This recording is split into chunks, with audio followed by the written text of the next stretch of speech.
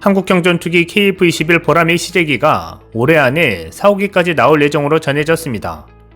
지난 4월부터 현재까지 3호기까지 출고돼 지상시험을 하고 있는 가운데 연말에는 2인용 형태의 시제기 4호기가 출고될 것으로 보입니다. 1에서 3호기는 모두 조종사가 한 명인 단자 전투기 형태였습니다. 순조로운 개발 진행과 함께 이달 중 KF-21에 장착될 예정인 핵심 장비인 A사 레이더는 남아프리카 공화국에서 시험 작동될 것으로 알려졌습니다.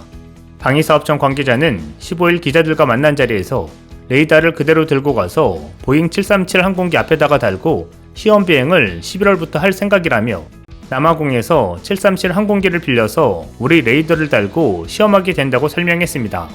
실제 밀리터리 덕후 커뮤니티 상에서는 남아공에서 준비 중인 항공기 사진이 공개되고 있습니다. 한글로 A사 레이더 시험 항공기라고 쓰여진 보잉 항공기가 테스트를 준비하는 상황이 포착된 모습입니다. 11월 5일 관계자로 보이는 사람들이 지켜보는 가운데 항공기에 주유하는 모습도 보입니다. 보잉 737-55SE인 이 항공기는 기령이 29년 됐으며 지금은 파산한 지 오래된 벨기에 사베나 항공에서 인도받은 후 수년 동안 체코에서 사용되다가 최근 아프리카 리스 항공사에 온 것으로 알려졌습니다. 이 사진은 체코에서 사용되던 당시 도색된 모습입니다. 이 관계자는 미리 A사 레이더를 테스트하는 것과 관련해 전투기에 달려면 내년에 할 수 있기 때문에 그 전에 할 수 있는 것은 다 하겠다는 취지라고 설명했습니다. 이어 737에 달고 하면 테스트 장비들과 대략 4-5시간 오랫동안 비행할 수 있다. 금년 말까지 남아공에서 하고 난 뒤 국내에 갖고 와서 테스트할 것이라고 밝혔습니다. 그는 레이더는 지형에 영향을 받는다. KF-21에 테스트하기 전에 국내 환경이 고려된 매개 변수를 넣어서 시험할 것이라고 했습니다. 실제 KF-21의 레이더 시험 항공기 비행 노선이 공개됐습니다.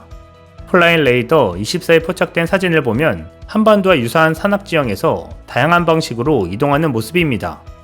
관계자는 이어 공대공은 잘 되고 있다. 공대에는 완성 초기 단계다. 버전을 계속 업그레이드 시킬 것이라고 설명했습니다. 이 관계자는 KF-21 엔진에 관해서는 엔진은 지금 현재 하나 에어로스페이스에 가 있다며 직도입과 키트를 갖고 조립하는 것을 놓고 한화가 테스트하고 있다고 밝혔습니다. 그는 이어 1호기용 엔진은 한국항공우주산업으로 갖고 왔다며 엔진 시동을 거는 전체적인 테스트는 연말 정도에 할 것으로 예상하고 있다고 설명했습니다. 이런 가운데 KF-21이 미래의 국산 스텔스 무인 전투기 세대와 함께 현대 비행을 하는 모습이 구현된 컴퓨터 그래픽을 군 당국이 공개해 눈길을 끌고 있습니다. 특히 미국이나 유럽 등 군사 강국들이 미래전에 대비해 첨단 전투기와 무인기를 결합한 개념의 유무인 전투기 복합 운영 체계 도입을 통한 6세대 전투기 홍보에 방사청이 처음으로 나선 것이어서 주목되고 있습니다. 14일 군 당국에 따르면 방위사업청은 1분 12초짜리 영상에서 KF-21 한 대가 검은색 스텔스 무인 전투기 3대의 호의를 받아 독도 상공 등에서 편대 비행을 하며 작전하는 모습을 CG로 구현했습니다. 최근 카이가 상륙 공격 헬기 개발과 관련해 멈티로 불리는 유무인 복합 운영체계 도입 의지를 밝힌 적은 있었지만 KF-21 전투기에 멈티 체계 적용을 시도한다고 공개한 것은 처음입니다. 멈티로 불리는 유무인 복합 체계는 미래전에서 시너지 효과를 거둘 수 있는 핵심 시스템입니다. KF-21이 4.5세대 전투기에서 6세대 전투기로 뛰어오르는 모양새가 되고 있습니다. 이 작전 체계는 KF-21이 스텔스 무인 전투기들의 호의를 받아 작전하는 형태입니다. 적군 레이더에는 한 대였던 보라매가 4대로 늘어나는 현상에 마주하게 되는 것입니다. 스텔스 무인 전투기는 인공지능을 활용해 스스로 적 방공망을 뚫고 들어가거나 외곽에서 레이더 기지 등을 타격하는 등 공중전까지 벌일 수 있는 것으로 알려졌습니다. 영상에 CG로 등장한 스텔스 무인 전투기는 국방과학연구소가 국산 기술로 개발 중인 가오리-X나 그 개량용으로 추정되고 있습니다. 가오리-X는 전장 14.8m, 전폭 10.4m의 무인기를 고도 10km에서 마하 0.5의 속도로 최대 3시간 비행할 수 있는 것으로 알려졌습니다. 국방과학연구소는 작년 8월 창설 50주년 기념 합동시험 및 전시행사에서 스텔스 무인기를 개발 중이며 현재 약 70% 기술 수준에 도달했다는 사실을 처음 공개한 바 있습니다. 국방과학연구소는 가오리 기술시범기 연구를 지난 2010년부터 시작해 2015년 첫 비행에 성공했고 2017년부터 기술시범기 사업을 진행 중인 것으로 알려졌습니다. 한 소식통은 3단계로 나뉘는 개발 단계 중 2단계까지 끝낸 것으로 안다고 말했습니다. 가오리-X의 무장 능력은 베일에 가려져 있는데 각종 정밀 유도 폭탄과 소형 미사일을 장착할 수 있는 것으로 알려졌습니다. 한편 한국과 인도네시아 간 KF-21 공동개발 분담금 협상 타결에도 여전히 미완으로 남은 연체 분담금 납부 시기 등을 구체화하기 위한 후속 협의가 곧 진행될 것으로 보입니다. 방위사업청 관계자는 15일 백그라운드 브리핑에서 내년 1분기까지 개발업체인 한국항공우주산업이 인도네시아 국방부와 미나백과 향후 납부액을 포함해 비용 분담 계약서를 수정할 계획이라고 밝혔습니다.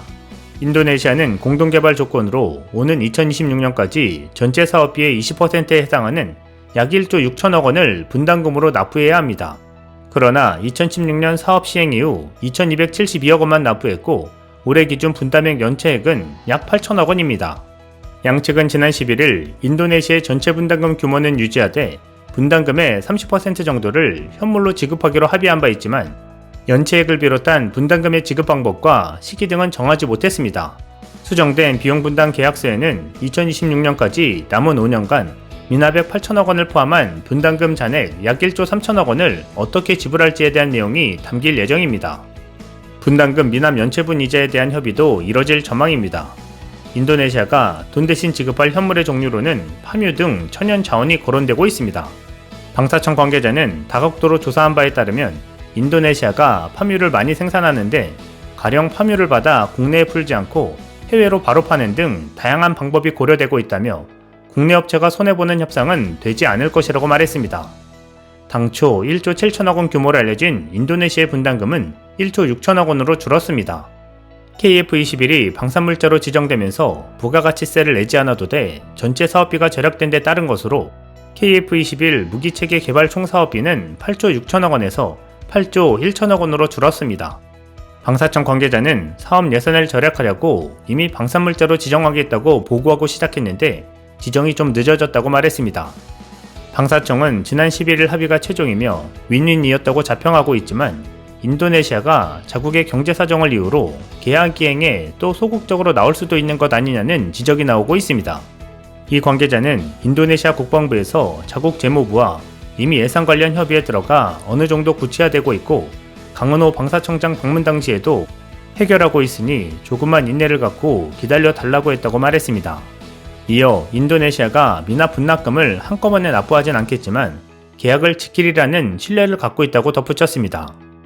KF-21의 순조로운 진행과 함께 인도네시아가 공동개발국으로서 한국 국민들에 대한 신뢰를 보여줄 수 있기를 기대해봅니다. 이상 시온TV였습니다.